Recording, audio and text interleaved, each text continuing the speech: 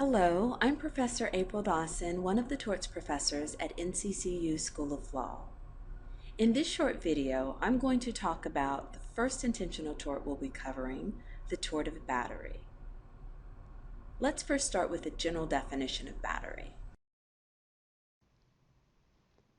A battery is an intentional, harmful, or offensive contact with the person of another without the other's consent.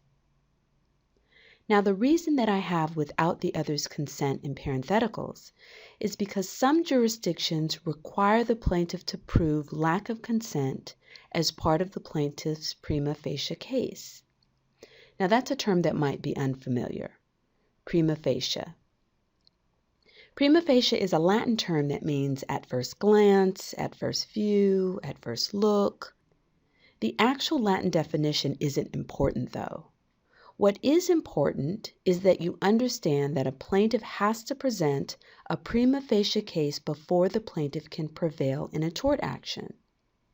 So in other words, the plaintiff has to present evidence in support of each and every element of the tort at issue.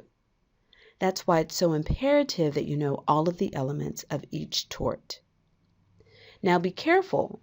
Simply because a plaintiff has established a prima facie case doesn't automatically mean that the plaintiff will prevail, because the defendant may have a defense, like self-defense, which will prevent the defendant from being liable.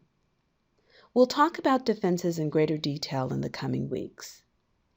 Turning back to battery, let's break down this rule into its prima facie elements.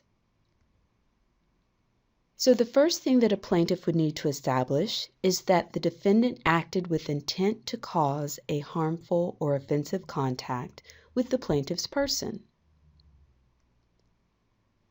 The second element that the plaintiff has to prove is that the defendant caused a harmful or offensive contact with the plaintiff's person.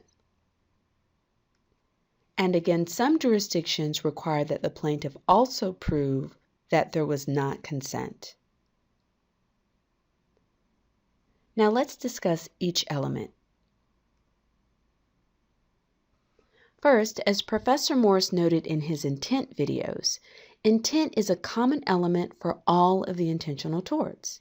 So battery, being an intentional tort, requires that the person committing the battery intended to cause the harmful or offensive contact. And as you know from Professor Morris's video and your reading and your discussions in class, intent can be satisfied in one of two ways: by showing purpose or knowledge with substantial certainty. So in the context of battery, the plaintiff can establish intent by showing it was the defendant's purpose to cause the harmful or offensive contact, or by showing the defendant knew with substantial certainty that the harmful or offensive contact would occur. The next element, harmful contact, is pretty self-explanatory. Contact is harmful if it causes physical pain or injury. Offensive contact is a little less clear. So when is contact offensive? Contact is offensive if it offends a reasonable sense of personal dignity. So if a woman is on a bus, a crowded bus, and a man begins caressing her back, is that an offensive contact for the purposes of the tort of battery? Yes, because it offends the reasonable sense of the woman's personal dignity. Now let's say instead of rubbing her back, the man tapped her on the shoulder to ask her about the next stop. Is that an offensive contact for purposes of battery? No, because a simple tap on the shoulder does not offend a reasonable sense of personal dignity. Now let's say the woman tells the man that she doesn't like to be touched and not to touch her again. The man, ignoring her, taps her again on the shoulder. Is that an offensive contact for the purposes of the tort of battery? Probably so, because the woman specifically told him she did not like to be touched, and he knew of her hypersensitivity and tapped her on the shoulder anyway. Note that this element can also be satisfied if the defendant puts into motion a force that causes the harmful or offensive contact. So, for example, if someone sicks their dog on someone, that person could be liable for battery. If someone directs a third person to cause a harmful or offensive contact, both could be liable for battery. If a person sets up a trap for someone to fall into, and someone in fact does fall into it, that person could be liable for battery. Let's talk a little bit about contact with the plaintiff's person. This is fairly straightforward, and if contact is made with another person directly, then this element will be satisfied.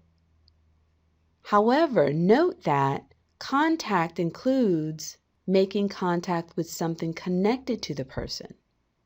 So if someone's hat is knocked off their head or a cane is ripped out of their hand, contact with something connected with a person is sufficient to establish contact with the plaintiff's person. And finally, in those jurisdictions that require the plaintiff to prove lack of consent as part of the plaintiff's prima facie case, this element is fairly straightforward as well. However, one thing I want you to be mindful of is that in some cases, consent will be assumed. Consent will be assumed with respect to ordinary contacts that are customary and reasonable. Let me go back to the example of the man tapping the woman on the shoulder. Not only was the first tap on the shoulder not offensive contact for the purposes of battery, but consent was also assumed in that situation because it's customary and certainly not unreasonable for individuals to tap people on the shoulder to get their attention. But again, once the woman told the man not to tap her on the shoulder, consent is no longer assumed because it was expressly stated that she did not want to be touched. Well, this covers our general review of the tort of battery. Make sure that you read your cases thoroughly to flesh out more issues related to this tort. I hope this was helpful, and thank you for your attention.